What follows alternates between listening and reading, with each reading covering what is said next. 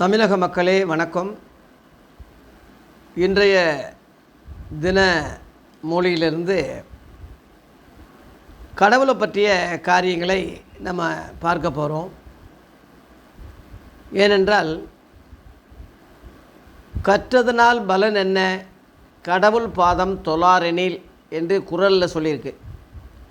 நம்ம என்ன தான் கற்றாலும் கடவுளுடைய நாமத்தை அறியாமல், அவரை தொழுது கொள்ளாமல், அவரை புரிந்து கொள்ளாமல் இருப்பது படைப்பாகிய நமக்கு அது பலன் இல்லாமல் போகுது, பிரயோஜனம் இல்லாமல் போகுது. அதாவது நம்ம அப்பா பேரே நமக்கு தெரியலன்னா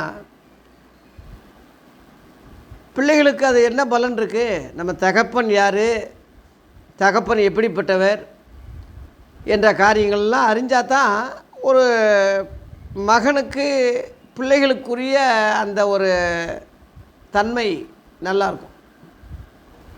அதுபோல் நம்மை படைத்த இறைவன் யார் என்ற ஒரு காரியங்களை நாம் அறிந்து கொண்டால் தான் படைக்கப்பட்ட நமக்கு அது பெருமை, ஆண்டவருக்கு அது மகிமை. அந்த வகையில் கடவுளை பற்றிய காரியங்களை இந்த தினமொழி பகுதியில் தொடர்ந்து இன்னும் அடுத்து தியானிக்க இருக்கிறோம். முதல் கட்டமாக கடவுள் எப்படி இருப்பார் என்ற ஒரு கேள்வி. எப்படி இருப்பார்? அவர் தூணிலும் இருப்பார், சுரம்பிலும் இருப்பார் என்று பொதுவாக சொல்கிறாங்க. எல்லா இடங்களையும் இருக்கிறார். இப்போ காற்று இல்லாத இடம் இல்லை, அதுபோல் கடவுள் இல்லாத இடம் இல்லை என்று நம்ம சொல்லலாம். காற்றை பார்க்க முடியாது, உணர்கிறோம். அதுபோல் கடவுளை நம்ம பார்க்க முடியாது, அவரை உணரத்தான் முடியும். சில மிருகங்களுக்கு, சில இந்த எருமை மாதிரி இருக்கக்கூடியவங்களுக்கு அந்த காற்று, தென்றல் காற்றெல்லாம் அதுக்கு உணரும் சக்தி வராது. அது மாதிரி சில மிருக குணமுள்ள மக்களுக்கு, சில மூடர்களுக்கு கடவுளை உணரக்கூடிய சக்தி கடவுள் கொடுத்துருந்தும் அதை அவங்க பயன்படுத்தாமல் அவங்க இருதயத்துக்கு ஞானிகளாக, அறிவாளிகளாக, மேதைகளாக அவங்க நினச்சிக்கிட்டு கடவுள் இல்லை அப்படின்னு சொல்கிறாங்க. கடவுள் இல்லைன்னு சொல்லும் போதே கடவுள் உண்டு என்று அதில் பொருள்படுது இல்லையா? இல்லைன்னு சொல்லும்போது இல்லாத ஒன்றை இல்லைன்னு சொல்ல வேண்டிய அவசியம் இல்லைல்ல. இருக்குன்ட்டு இருக்கிற ஒரு பொருளை தான் இல்லைன்னு சொல்ல முடியும். ஒரு கடையில் போய் ஒரு பொருள் கேட்குறீங்க, அந்த பொருள் இல்லைன்னு சொல்கிறாங்க. இல்லாத ஒன்றே அவங்க இல்லைன்னு சொல்ல வேண்டிய அவசியம் இல்லைல்ல. இருக்குது, இப்போ இல்லை, அதனால இல்லைன்னு சொல்கிறாங்க. அதுபோல் கடவுள்னு சொல்லிவிட்டு இல்லைன்னு சொல்லும்போது கடவுள் இருக்கார், ஆனால் அவனுக்குள்ளே இல்லை. அவன் அந்த கடவுளை அறியலை, அதனால் இல்லைன்னு சொல்கிறான். அந்த பொருளே அந்த அர்த்தம்தான். ஆகவே இந்த இறைவன் எப்படி இருப்பார், இந்த கடவுள் எப்படி இருப்பார் என்ற கேள்விக்கு பொதுவாக வள்ளலார் ராமலிங்க அடிகள் அருமையான ஒரு வாக்கியங்களை கடவுளை பற்றி சொல்லியிருக்காரு. அருள் பெரும் சோதி, தனி பெரும் கருணை. அருள் பெரும் சோதி, தனி பெரும் கருணை அப்படின்னா தனித்து இருக்கிறவர்னு அர்த்தம். அவருக்கு ஒரு ஆண் துணையோ பெண் துணையோ, அவருக்கு மனைவியோ ஒப்பாட்டியோ அவருக்கு அந்த மாம்ச ரீதியில் இல்லை. கொங்குண மகாரிஷின்னு ஒரு முனிவர், கடவுளுக்கு பெண் ஏது, பிள்ளை ஏது, காமகுண லீலைகள் ஏது, காடுகளில் வேட்டையாடி திரிவதேது, கடவுளுக்கு காமிகளின் தொழிலே இல்லை, காருண்ய பாரம் ஒன்றே கடவுள் பாரம் என்று அங்கே அந்த முனிவர் சொல்லியிருக்கார். ஆகவே தந்தையை தாயை போல் அவர் இருப்பார், அவருக்கு தந்தை தாய் இல்லை என்று ஒரு கவிஞரும் எழுதியிருக்கார். தந்தையும் தாயை போல் அவன் இருப்பான், ஒரு தந்தையும் தாயும் அவனுக்கில்லைன்னு சொல்லி அருமையான ஒரு பாடலை புலவர்கள் பாடியிருக்காங்க. அம்மையப்பர் என்றெல்லாம் அவரை சொல்வது உண்டு.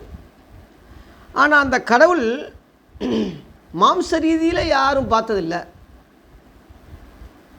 இப்போ காற்றை உணர்றது மாதிரி அதை உணரத்தான் முடியுமே தவிர பார்க்க முடியாது. ஆகவே அந்த இறைவன் தனிப்பெரும் கருணையாக இருக்கிறார், அருள் பெரும் ஜோதியாக இருக்கிறார். அருள் பெரும் ஜோதி, அதாவது ஜோதி வடிவமானவர். இந்த கடவுளை மக்கள் தேடுறாங்க, எங்கே இருப்பாரோ அப்படின்னு சொல்லி. ஓடி ஓடி ஓடி ஓடி உட்கலந்த ஜோதியை நாடி நாடி நாடி நாடி நாட்களும் கழிந்து போய் தேடி தேடி தேடி தேடி தேடுகின்ற மாந்தர்கள் கோடி கோடி கோடி கோடி எண்ணிருந்த கோடியே என்று ஒரு திருமந்தத்தில் ஒரு அப்பர் பாடியிருக்கிறார். அதாவது உள்ளிருக்கிற அந்த ஜோதி, நமக்குள்ளே அந்த ஜோதி இருக்கார். அவர் வெளியே தேடக்கூடியவங்க கோடாகோடி மக்கள் தேடுறாங்க, அதை அடைய முடியாமல் இருக்கிறாங்கன்னு அந்த அர்த்தம்தான். அதனால தான் முனிவர்கள் காடுகளில் போய் தவம் இருந்து சித்தர்கள் இருந்த இடத்துலையே அந்த இறைவனை உள்வாங்கி உள்ளத்திலே ஆழத்தில் அந்த கரைவனுடைய அருளை அறிகிறாங்க, புரிகிறாங்க. அவங்க மக்களுக்கு சில தத்துவங்களை, ஞான அர்த்தங்களை, விளக்கங்களை சொல்லியிருக்காங்க.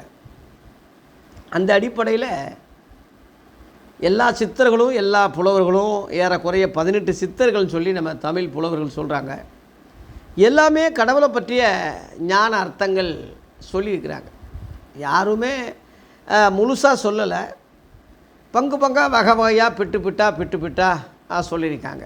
எல்லாவற்றையும் நம்ம பார்க்கும்போது தான் அந்த மெய்ப்பொருளை உருவமாக பார்க்க முடியும். எப்பொருள் யாரார் வாய் கேட்பினும் அப்பொருள் மெய்ப்பொருள் காண்பது அறிவு என்ற அந்த வகையில் யார் என்னென்ன சொன்னாலும் எல்லாத்தையும் ஒருங்கிணைச்சி அந்த மெய் பொருளாகிய அந்த இறைவனை கண்டடைவது, அறிவது மனிதனுடைய மாட்சிமை, மேன்மை, மனிதனுக்கு பெருமை, அது ஒரு பாக்கியம்.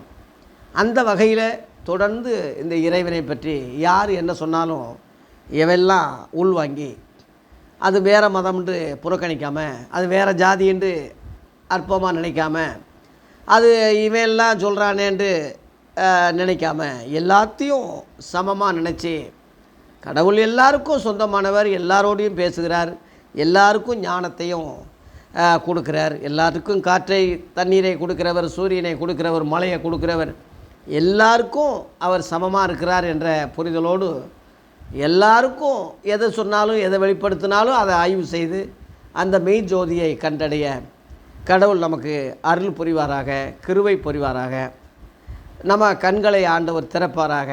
தொடர்ந்து வீடியோக்களை பார்த்து அந்த ஞான பொருளை, அந்த ஞான அர்த்தத்தை, அந்த மெய் ஜோதியை அறிந்து கொள்ள கடவுள் நம்முடைய கண்களை திறப்பாராக. நன்றி, வணக்கம்.